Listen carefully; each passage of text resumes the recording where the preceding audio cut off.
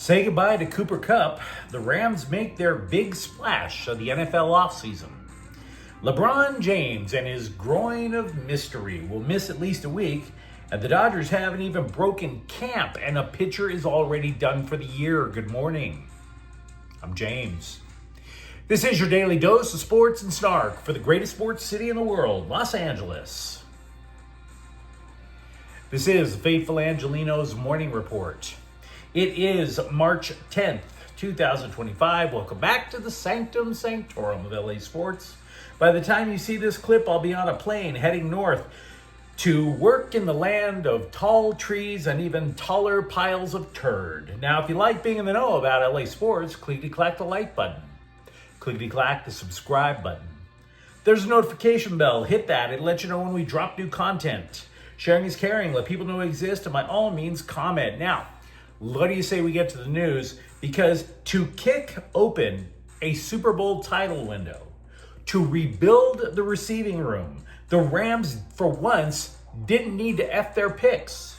The so-called legal tampering period for the NFL begins today, and the Rams will add a likely Hall of Famer in Davonte Adams. Now, this could be the big signal that the Rams see themselves as title contenders. Adams had been crisscrossing the continent in the last year, trying to find himself a new forever home after a terrific stretch in Green Bay, where he was named to 6 Pro Bowls. He started off by going west to Vegas, east to New Jersey. Surprise, surprise, that didn't work out. So once again, he's heading back west. It's a 2-year deal. It'll be worth about $46 million. So if you bought into the hype that there may be a chance at Cooper Kupp returning, nah, not happening. Now, I will say this, though. The Rams remain an interesting study as to how to build a team. The last couple of off seasons, so much capital was spent on both lines. Offense, because Matthew Stafford had a bruised spine one year. Defensive line, Aaron Donald wound up retiring. They wanted to rebuild everything on the fly. Now, the Rams have invested maybe $34 million this year alone in just 2 wide receivers. You figure maybe $24 million for Adams, plus $10 million that was handed over to Tutu Atwell. Now, whatever is left over in terms of salary cap is likely going to Matthew Stafford, and that pretty much should be the Rams' free agency. Schematically, Adams is an ideal fit for this offense. He can win jump ball tosses in the end zone. He can win downfield throws. So that's one way of moving the ball downfield. Puka Nacua will officially take over Kupp's old role as a receiver that's always going in motion, crossing routes over the middle, making the tough catch. And Atwell, just basically a speed guy. Now, having said that, it is also fair to say that Adams' reputation took a hit in the last year. From all appearances, he gave up on the Raiders and then forced a trade to the Jets to reunite with his boy, Aaron Rodgers, which to me is like being asked for a trade from an outhouse to a septic tank. Different location, same turd. Now, he didn't carry the Jets anywhere, but Adams still did put up numbers. He caught 85 passes last year for 1,063 yards, 8 touchdowns. Because he was on 2 lousy teams, though, it's tough to determine how dominant Adams can actually be now that he's in his early 30s. The Athletic thought he was the 3rd best player in free agency. CBS thought he wasn't even among the top 5 wide receivers available in free agency. This has the potential to be a home run signing either way. If you recall last season, the Rams could move the ball. Nacua definitely moves the chains with those tough catches over the middle, but not in a so-called explosive play. Nacua is not your guy for that. Adams is a big play threat. He is a red zone threat. And he is unlikely to spend time on injured reserve, which is exactly what made Kupp expendable in the first place. Now, Kupp isn't the only receiver that appears certain to leave the Rams. Demarcus Robinson is a pending free agent. So, grand scheme of things, it still would not be a stretch to see the Rams draft a wide receiver specifically to push Tutu Atwell. Somebody was kind enough to ask me yesterday if I understood what I wrote as the headline for yesterday's clip regarding LeBron James's groin. Well, yes. Thank you for noticing. Nice to know you guys are picking up on those things.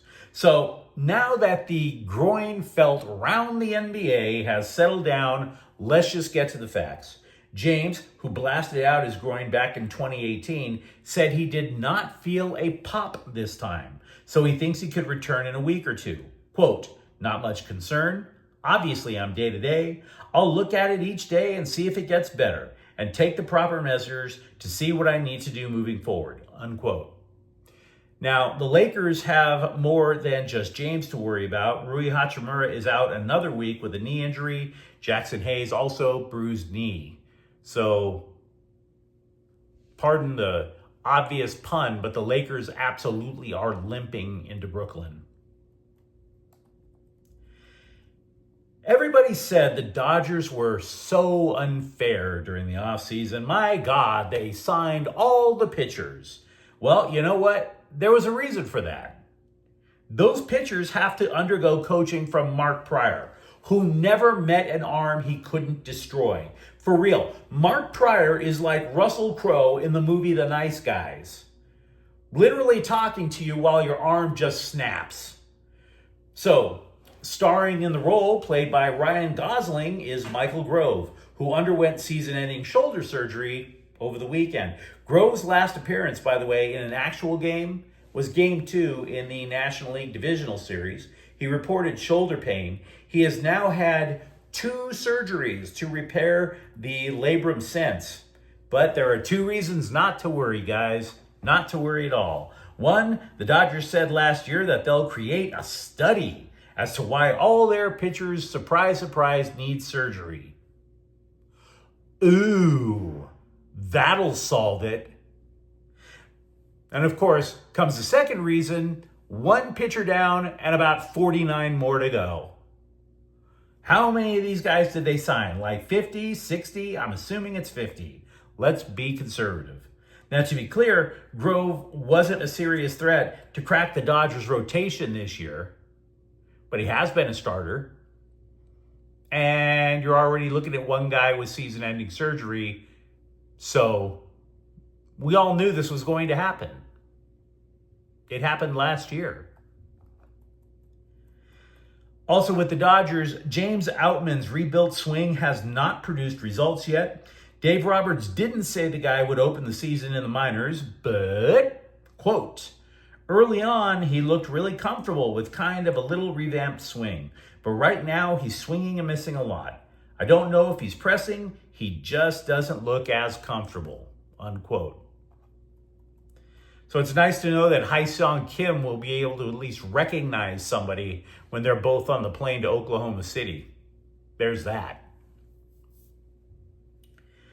Regarding the Big Ten basketball tournament this week, USC did in fact qualify. They sneak in with the 14th seed. They will face 11-seeded Rutgers on Wednesday. UCLA, meanwhile, they're just sitting pretty. Absolutely. In terms of rest, because they're going to get a bye in each of the first 2 days. They're going to wait for any number of outcomes to happen before they wind up playing on Friday. So, yeah, obviously UCLA is going to make the tournament. 'Tis a lovely thing. But you let me know what you think in the comments thread. Talk to me, for example, about your fondest memories of Cooper Kupp. Or if you're always looking to the future and envisioning bomb after bomb to Davonte Adams. For that matter, how long do you imagine LeBron James and the groin of mystery will be sidelined? And if you enjoyed the content, don't forget to subscribe to Faithful Angelenos. We talk LA sports every single day here. Thanks for watching. I'm James. We'll be back tomorrow. Faithful Angelenos is a Kian Cortel Queso production. Take care.